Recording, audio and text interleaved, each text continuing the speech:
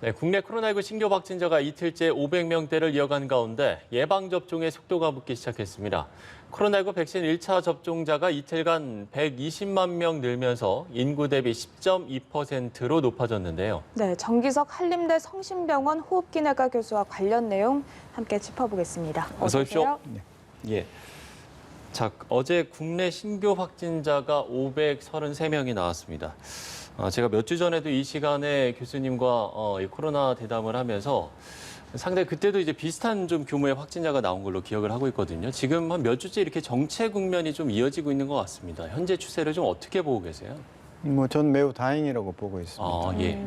사실은 우리가 거리두기 단계를 더 강화하지 않은 지가 꽤 오래됐는데 그렇다면 정상적으로는 조금씩 늘어가는 게 정상이라고 보는 것이거든요. 근데 다행히 좀 정체를 보이면서 이번 주는 지난주보다 오히려 조금 더 안정된 듯한 그런 느낌이 있습니다. 몇 가지 요인을 생각을 해볼 수 있겠는데요. 이제 제일 중요한 것은 그동안 가장 집단 발병이 많이 생기는 그 시설들에 대해서 백신도 어느 정도 놨고, 그렇죠. 그다음에 선제 검사라는 걸 쭉 하기 시작했습니다. 네. 그래서 이제 지난번에 그 어린이집도 선제 검사에서 걸린 거거든, 증상이 없는데 그런 식으로 해서 선제 검사에서 집단 발병의 숫자를 줄이고 있고, 백신을 나눴고, 또 하나는 이제 날이 따뜻해지면서 우리가 활동은 많이 하게 되지만 야외 활동이 좀 많아지게 되면서 실내에서 바깥으로 나오면서 밀폐된 환경에서 서로 바이러스를 주고받던 그런 환경이 많이 좋아졌다. 그렇게 보고 있고요.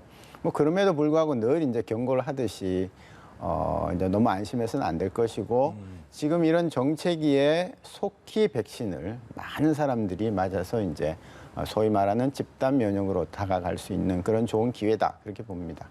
예. 지금 보면 전체 신규 확진자 수는 가파르게 늘지 않고 있지만 수도권은 물론이고 비수도권에서도 크고 작은 집단 감염은 계속해서 일어나고 있거든요. 지금 대구 같은 경우에는 유흥업소발 집단 감염이 확산을 하고 있는데 보면 하루 새 또 11명이 늘어서 교수님께서 지금 그래도 그나마 좀 안정기에 접어들었다라고 말씀을 해주셨는데 전국적으로 봤을 때 확산세가 줄어들지 않는 이유에 대해서는 어떻게 좀 분석을 해볼 수 있을까요? 결국 우리가 마음이 풀어져서 그렇습니다. 지난 이제 3차 유행 때 500명을 넘고 치고 올라갈 때 얼마나 긴장들을 많이 했습니까? 근데 지금은 여사로 500에서 어떤 날은 700명이 왔다 갔다 하는데도 그렇게 긴장하지 않습니다. 그 숫자에 좀 무뎌졌다 이렇게 볼 수 있을까요? 예, 숫자에 무뎌지고요. 그러다 보니까 이제 저런 소위 유흥업소를 이제 좀 더 많은 사람들이 자유롭게 이용하는 거죠. 유흥업소를 가는 게 잘못된 게 아니지만 그 유흥업소라는 환경이 밀접, 밀폐 이런 걸 다 갖추고 있기 때문에 저한테도 하루에 몇 번씩 오는 안내 문자 보면 다 어느 유흥업소, 어느 이제 밀폐된 장소 이런 데 갔으면 검사를 받으시라라는 그런 안내 문자가 나오는 거거든요. 네. 그래서 모이더라도 좀 이렇게 개방된 장소에서 꼭 모이셔야 된다면 또 이제 유흥이 필요할 때도 개방된 장소에서 하시는 것이 훨씬 더 안전하다 그런 말씀을 드립니다. 앞서도 이제 말씀을 해주셨지만 집단 감염에 좀 취약했던 곳에 계시는 분들이 이제 백신 접종을 맞으면서 글쎄 좀 실제로 좀 어떻습니까? 고위험군에 있는 분이라든지 어떤 고령층이라든지 이분들의 어떤 추가 감염, 집단 감염은 좀 줄어들고 있습니까? 추세는? 그렇습니다. 지금 최근만 따로 떼서 본 그 사망률 굉장히 줄었죠. 1% 밑으로 확 줄었습니다. 전체적인 평균 아직도 1.6% 이렇게 나옵니다만은 그 이유는 가장 취약한 계층에 즉 60세 이상의 노령층에서 백신도 하고 그다음에 주의도 더 하고 검사도 계속 하고 있기 때문이거든요. 그래서 결국 지금 정부의 이 백신 방침은 방향은 정말 잘 정한 것이거든요. 가장 병이 많이 생길 수 있는 60세 이상을 집중적으로 타겟해서 백신을 놓고 그다음에 이제 그렇게 되면 의료기관이나 이런 사회적인 불안이 많이 안정이 될 것이고 그다음에 이제 즉시 경제 활동 인구인 젊은 층으로 내려가서 백신이 다 들어간다면 경제를 다시 원상태로 돌릴 수 있을 거다라는 그런 전략은 매우 잘하는 거다 그렇게 봅니다. 알겠습니다. 네. 자, 우리나라도 그렇고 지금 뭐 해외에서도 그렇고 인도 변이 바이러스가 상당히 문제가 되고 있는 상황인데 지금 우리나라에서 지역 사회에 이제 전파된 정황이 나왔습니다. 무작위 검사에서 발견된 걸로 알려졌는데 이게 이제 무작위 검사에서 발견이 됐다면 지역 사회에 어떤 숨은 감염자가 아직까지도 이제 계속해서 있다라고 볼 수 있는 거 아닙니까? 그렇습니다. 그렇지만 무작위 검사를 했다는 것은 굉장히 잘한 것이죠. 예. 질병청에서는 바이러스가 하루에 500명이 발견이 되면 그중에 50명은 할 수 있게 10% 정도는 하는 목표를 갖고 있고 뭐 더 많이 할 때도 있고 적게 할 때도 있지만 그렇게 해서 무작위로 해서 지금 변이 바이러스가 얼마나 들어와 있는지 추이를 보는 거거든요. 근데 굉장히 잘하는 것인데 이제 물론 당연히 거기에 그치지 않고 변이 바이러스가 들어오지 않도록 사전에 더 철저히 차단을 하고 변이 바이러스가 돌고 있는 지역은 조금 더 적극적으로 방어막을 펼치고 하는 그게 뭐 같이 가지 않으면 뭐 무작위로 검사에서 나왔다고 해서 그걸로 끝은 아니죠. 특히 인도 바이러스 같은 경우는 지금 우리나라에서 그렇게 많지는 않지만 지금 영국에서 백신이 50% 넘게 백신을 다 줬는데도 지금 최근에 환자가 2배가 늘고 있는 예, 거죠. 4천 명이 신규 확진자가 4천 명이 넘었죠. 대부분 인도계 바이러스라고 예, 예. 하거든요. 인도 변이라고 얘기를 하거든요. 그래서 그런 것들 보면 우리나라는 비교적 잘 막았습니다. 막고 있으니까 변이가 더 성행하기 전에 역시 백신으로 막아야겠다. 그 방법밖에는 없다. 그렇게 말씀드립니다. 지금 뭐 백신으로 막아야 된다. 그리고 우리 정부는 그래도 인도 변이에 대해서는 잘 대처하고 있다. 이렇게 말씀을 해주셨는데 이 인도 변이가 기존 바이러스나 영국발 변이 바이러스보다 훨씬 강하다고 알려졌고 또 2차까지 백신 접종을 받아도 걸릴 확률이 있다. 이렇게 알려져서 이런 상황에서는 어떻게 대처를 해야 되는지도 궁금하거든요. 예, 지금 인도 변이는 성적에 따르면은 지금 보통보다 훨씬 더 예방률이 적은 걸로 나오고 있습니다. 네. 1차 접종만 한 경우에는 33%만 예방률이 있다 이렇게 나오기 때문에 실제로 백신으로서는 가치는 없는 것이죠. 50% 미치 되는 거기 때문에. 그러나 또 역으로 생각하면 33%는 막아주는 겁니다. 그렇기 때문에 제가 자꾸 주장을 하지만 백신을 최대한 많은 사람들이 다 맞고 기다려야 합니다. 예. 그리고 거기에서 뚫려가지고 감염이 돼서 정말 백신으로 안 고쳐지는 어떤 변이가 된다면 그때는 그 변이에 맞는 새로운 백신을 만들어서 소위 부스터라는 추가 접종을 해야 되는 것이거든요. 예.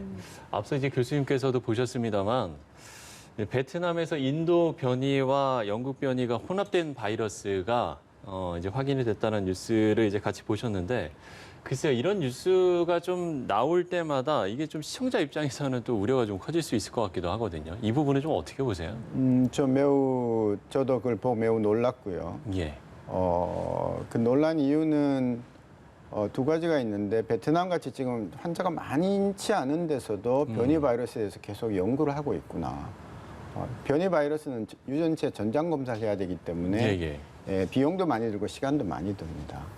라는 것이고 또 하나는 베트남이 그렇게 많은 환자가 없는데도 변이가 생겼다는 거예요. 그러니까요. 변이가 생긴다는 거는 많은 환자가 생기면서 여러 바이러스가 사람 몸에서 복제를 거듭하다가 그중에 이제 돌연변이가 한 명이 생기는 거예요.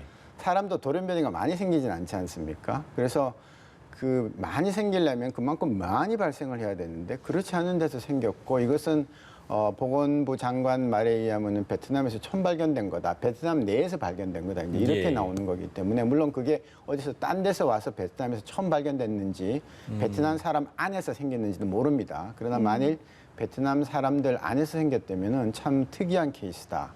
그렇게 보는 것이고요. 처음부터 이제 많은 전문가들이 그 얘기를 했지만 이 바이러스는 계속 변합니다. RNA 바이러스는 특성상 독감도 똑같은 RNA이고요. 매년 바뀌기 때문에 독감 주사가 매년 바뀌는 겁니다. 조금씩. 그래서 이것도 언젠가는 변할 텐데 실컷 준비했던 백신이 소용없을 정도의 변이가 나오면 그건 정말 큰일이다. 그런 우려가 있습니다. 이제 앞으로 추이를 봐야 되겠습니다. 어쨌든 그렇기 때문에 이제 백신 접종이 더욱더 중요할 텐데 지금 이제 국민 접종률이 10%를 넘었고 또 오는 7월부터는 대상이 이제 확대되지 않습니까? 이제 앞서서도 저희가 이제 뭐 백신 접종에 청신호가 켜졌다라는 이야기를 전해드렸었는데 집단 면역 달성이 좀 앞당겨지지 않을까 하는 이런 좀 기대감도 나오는 것 같습니다. 네, 달성은 가능한데요. 예. 우리는 뭐 의료 인프라가 워낙 좋은 나라입니다. 뭐 이렇게 동네 나가면 병원이 없는 데가 없지 않습니까? 우리가 보는 모든 의료기관에서 백신 접종이 가능합니다. 예, 가능한데 문제는 이제 6월 말까지는 1,300만 명이 맞을 수 있는 수급이 확실한데 그다음에 7월부터 7월, 8월, 9월까지 우리가 원하는 나머지 분량이 다 들어와야 되거든요. 예. 3,600만 명을 맞으려면 2,300만 명 분이 들어오고 그때 9월 말까지 완료를 해야 됩니다. 그래야 아스트라인 경우에 2달 뒤에 혹은 석 달 뒤에 2차를 맞아야 되니까 11월 달에 70%가 된다는 얘기죠. 예, 예. 첫째는 물량 얘기가 아직도 물량 걱정이 아직도 있는 거고요. 둘째는 동의율입니다. 백신은 100% 안전하다고 우리가 확신을 줘도 절대로 안 맞겠다는 사람이 있기 마련입니다. 네. 예, 예. 우리나라는 비교적 그 비율이 적은 편입니다. 제가 이제 질병관리본부에 있을 때 굉장히 고가의 자궁경부암 예방 백신을 무료로 하는 사업을 시작을 했는데요. 50% 넘기기가 굉장히 어려웠습니다.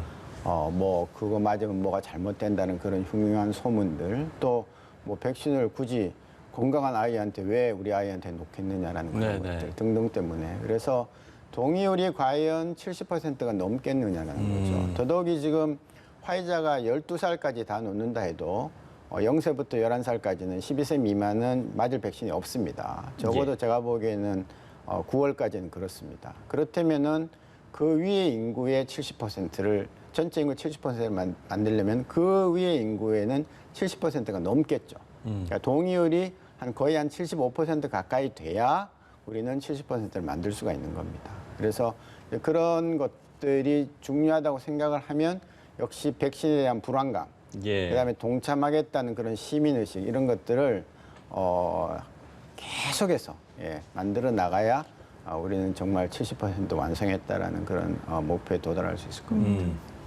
네, 정부에서는 이 백신 접종에 있어서 하루 최대 100만 명 이상이 접종할 수 있는 그 인프라를 구축해놨다 이렇게 이야기를 했는데 네이버나 카카오 앱을 통해서 지금 자녀 백신 예약 시스템이 가동이 됐잖아요. 그리고 7월부터는 아스트라제네카 백신을 접종하는 일부 기관에서 화이자 백신도 이제 접종을 할 수 있다라고 했는데 이게 좀 순조롭게 다 잘 흘러갈 거라고 보시는지요? 네, 저는 잘 흘러갈 거라고 봅니다. 뭐 우리나라 같은 IT 강국에서 정말 앱을 통해서 뭐 많은 사람들이 시도를 했고 안 됐다고 제 주변에서 얘기를 하더라고요. 예, 예. 뭐 그건 잘 될 겁니다. 예, 그래서 가능할 거고요. 그 다음에 특히 화이자 백신이 냉장고에서 5일에서 7일을 허용함으로 해서 일반 개인 의원에서도 화이자 백신을 이제 접종을 할 수 있게 됐습니다. 그렇기 때문에 이제 그런 것들이 더 많은, 이제 그렇게 되면 이제 제한이 없어지는 예. 거죠. 예, 백신 센터에서만 맞아야 되는 게 제한이 없어지면 훨씬 더 많은 사람들이 동네, 집 가까이 있는 백신 접종 센터를 찾아서 개인 의원을 찾아서 맞을 수 있을 거니까 예. 저는 충분히 우리는 그런 능력을 갖고 있다, 그렇게 보고 있습니다. 예. 지금 70에서 74세 예약률이 71.7%고 65세에서 69세가 67.4%입니다. 어쨌든 접종 예약이 관건 아니겠습니까? 이 부분은 좀 어떻게 전망을 하세요? 다행히 그 이틀 전에 이제 막 붐이 생기면서 예. 갑자기 2.몇 %가 늘었더라고요. 그러니까. 예, 그래서 굉장히 바람직한 것이고요. 이제 사회적 분위기라는 게 있지 않습니까? 사회적 예. 분위기가 이제 다 같이 백신 맞고 우리 좀 해방되자, 마스크 한번 좀 벗어보고 어디 놀러도 좀 마음대로 가보자, 이런 분위기가 좀 형성이 된다면 올라갑니다. 그런데 다시 말씀드리지만 한 18세 이상 혹은 12세 이상의 한 75% 가까이를 다 받는다는 것은 상당히 어려운 일입니다. 그러니까 예. 지금 안심하지 말고 방역 당국은, 정부는 계속 노력을 해야 되고요. 방역 당대본에만 맡기지 말고 중대본이 나서가지고 어떻게 하면 신뢰도를 높일 것인가, 어떻게 하면 이 붐을 조성해서 결국 목표를 달성할 것인가라는 것을 꼭 노력을 해야 된다고 봅니다. 이 숫자가 떨어지면 그 다음에 우리 마스크 못 벗습니다. 예. 백신을 맞은 사람들에게 이제 주는 인센티브 방안도 이런 접종률을 좀 끌어올릴 수 있다, 이런 얘기도 나오지 않습니까? 이 부분은 어떻게 보세요? 저는 일정 부분 당연히 이제 그 기여를 했다고 보는 것이고요. 그러나 제가 이제 외래 진료를 하면서 많은 환자분들이 꼭 백신을 묻고 가는데 그분들은 인센티브보다는 예. 내가 맞아서 정말 안 아프겠느냐. 그리고 뭐가 온대는데 괜찮겠느냐. 부작용이나 이런 부분에 대해서 그렇습니다. 걱정을 하시는 거죠? 내가 상당한 금전적인 득을 얻는다 하더라도 내 몸이 아프면 안 된다고 다들 생각을 하는, 내 몸은 다 가장 소중한 거 아니겠습니까? 네. 그렇기 때문에 제가 백신에 대한 신뢰도, 정부가 제공하는 백신은 항상 안전하다라는 개념이 다 이렇게 보편화되지 않으면 70% 달성은 결코 만만치가 않을 거다. 그렇게 봅니다. 네, 말씀하신 것처럼 이 백신 접종에 있어서 부작용 부분에 있어 뭐 주춤하는 분들이 있으신 것 같은데 예. 백신을 접종한 후에 그런 경미한 부작용을 호소하는 분들도 계시고 또 일각에서는 오히려 부작용이 없으면 백신에 뭐 효과가 없는 게 아니냐 이런 이야기들도 있는데 여기에 대해서 연구 결과가 나왔습니다. 이 부작용 발생 여부가 항체 형성과는 무관하다. 걱정할 필요가 없는 건가요? 예, 그 숫자는 많지 않습니다. 135명을 대상으로 이제 서울대병원에서 한 건데요.